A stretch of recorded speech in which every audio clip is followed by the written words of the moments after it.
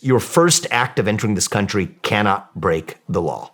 The reason people are coming into this country isn't because you have a shortage of people who are chasing them down or trying to go after them. I've been to the southern border. It's our own government actors that are rolling out the red carpet, paving the way for what I will call a mass invasion of this country. I think there's two things the next executive branch of government can accomplish under Donald Trump's leadership. Take me out of it, but things that need to get done, that can get done, and that I happen to be really passionate about and knowing something about. One is, how do you actually shut down the border of this country? Secure it once and for all, and destroy the incentive structure that we create. That's what it is, an incentive structure that we create to be here illegally, and deal with this issue of immigration once and for all. And I have I think a personal dimension here to this is I'm the kid of legal immigrants who came to this country through the front door. And I say this as the kid of legal immigrants. Your first act of entering this country cannot break the law. And I think it is a vestige of the deep state that accounts for that. I mean, right now, the reason people are coming into this country isn't because you have a shortage of people who are chasing them down or trying to go after them. I've been to the southern border. It's our own government actors that are rolling out the red carpet, paving the way for what I will call a mass invasion of this country. So we talk about basic steps we can take, like ending birthright citizenship for the kids of illegals, like moving our own military to the southern border, like ending all funding for Central America until they've blockaded their own borders, each country, from Venezuela to the southern border of Texas, like ending federal funding for sanctuary cities, like mass deportations of anybody who's in this country illegally. That's a touchy subject, but you know what? There's 1 million people, over 1 million, who have had a final order of removal. That means they've gone through the court system. There's no appeal left. It's a final order from the judicial system that still are in this country right now. Mass deporting those people who have committed a crime. Start with that. If you've had the largest massive influx of illegal immigrants to this country in American history, logic says you have to have the largest mass deportation in American history. Using existing laws. The things I said don't require new laws. Yeah. They require existing legal authority. So if you're talking about two kinds of mass deportations, if you will. Mass deportation of people who are in this country illegally and wreck the incentive structure that they have to be here in the first place. And then a different kind of deportation, let's deport millions of federal bureaucrats out of the federal government and deport many of those agencies by shutting them down and deport many of the federal regulations by actually eviscerating that. Those are, I think, the two categories that certainly motivated my candidacy for U.S. president, is restoring the actual existence of our national identity that includes the rule of law through restoring basic border policies and, yes, deportation policies to go along with it. And then combine that with a deportation of the bureaucratic class out of Washington, D.C. through shutting down the administrative state. Those are the two things that I believe need to be done. For me, I'm passionate enough about that were the motivations for my candidacy for president. And putting me to one side, whatever role I may play, I believe that Donald Trump has the capability and the willpower to be able to still achieve. I think those are high on the list. How would you even begin to do this? And are you interested in appeasing both sides of the aisle here by doing this? I'm not interested in appeasing anybody. Well, in fact, it will require, it's not, appeasement isn't the right word. I'm interested in uniting this country. That's what I'm interested in. That's what I meant. Yeah, I'm interested in uniting the country, not appeasing somebody sitting on one side of an aisle in Washington, D.C., because that's a broken apparatus. We think about uniting the country. That's what we're missing. How do you bring the right and the left together? I don't think that the people of this country, take the two things that I just named, right? Let's just go in sequence of those. Let's start with the border issues and the immigration issues. So one of the things I did in the campaign is I went to parts of the country where traditional Republican candidates don't go. I think it was after you and I spoke. I went to the south side of Chicago when you and I spoke last. I mean, I came here a little over a year ago. I went to the south side of Chicago, went to Kensington in the inner city of Philadelphia. I mean, these are places where the political consultant class would tell you, you're wasting your time, brother, in a Republican primary. And maybe there's some wisdom because I didn't end up winning the race, right? But, I started at 0.0 and I ended up at about 8% in Iowa and would have had 8% in New Hampshire.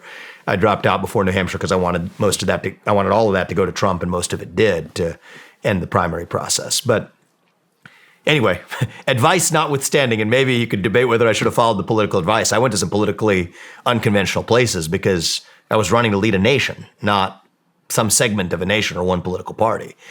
And I'll tell you some interesting things I saw there. I went to the south side of Chicago. What do we see? Yeah, a lot of people disagreed with me, challenged me to my face on they want racial reparations. I'm against it. It wasn't easy to be in a room full of, 150% Democrat, 95% black room that's, clamoring with people in the audience standing up. What's your policy on racial reparations? One woman, midway through my answer, she just turns around from the microphone, puts her back to me, and walks straight out of the room. That's the level of contentiousness we had. And yet, when we get to the issue of illegal immigration in this country, it turns out that they're turning South Shore High School, at the time I visited, into an encampment for migrants at a cost of $7,000 per migrant per month. Baby formula sneakers, no problem. If you're an illegal migrant, you got a lot of people in that community. Democrat, sure. On the left, sure. Of one racial group that isn't historically considered to be a Republican voting bloc, sure. Who were probably more in favor of my hard border policies than many of the Republican rooms that I've visited over the course of the last 2 years. Because they're rightly asking, you say you're America first, what about me? I say, you know what? You have a point. America first includes all Americans. Black, white, Democrat, Republican, gay, straight, all included. The first and sole moral duty of U.S. elected leaders is to U.S. citizens, and that includes the people who were in that room, who were rightly up in arms about the way in which illegal immigrants are being treated when they're talking about the rule of law and the breakage of the rule of law in Chicago and criminals who need to be arrested, and I believe in all of that. But they say, isn't that a little hypocritical when your own government is the one turning our own high school into an encampment for those migrants? And by the way, many of them had the same view that I did on Ukraine as well. We're forking over, $200 billion to some country halfway around the world, arguably one of the most corrupt nations on planet Earth, if not at least among so-called democratic nations. And we're sending our taxpayer money over there when we could be using those same resources, including military resources, to secure our own border, the absence of which is creating an invasion that's landed on our own doorstep in places like the south side of Chicago to Philadelphia to New York City. So yes, are we going to unite the country? Absolutely. Are we going to unite the political class, many of whom have vested interests in the policies we're talking about here? I mean, you're not supposed to say it this way, but let's be honest. When you talk about the Democratic Party apparatus, no, I'm not going to bring that party apparatus along, but am I going to bring along their constituents? Absolutely we will with these policies, because most Americans agree that we are still bound by the rule of law, that a nation without borders is not a nation. Now, the Democratic Party apparatus wants these policies because it's the hard truth. They're importing long-run voters, right? So it's no accident that the very people who are in favor of open border policies are also the same people who happen, by some massive coincidence, not a coincidence, but some massive coincidence, to be against voter ID laws. It's a totally separate issue. And if you go back to what Democrats were saying back in 2013, they were saying this publicly back then, this is part of securing lasting electoral majorities. Now they've stopped talking about that as openly. But there's a difference between being bipartisan and reaching across the aisle in Washington, D.C. to the bureaucratic managerial class, which is not our goal and ought not be our goal, versus uniting the country of Americans who have diverse views on a lot of things, but still share the same basic values. 80% of us do in this country. I strongly believe that. That's important to me. That's a goal. And same thing with flushing the administrative state, the same thing. I don't care if you're a Democrat or Republican. The people who we elect to run the government ought to at least be the ones who run the darn government.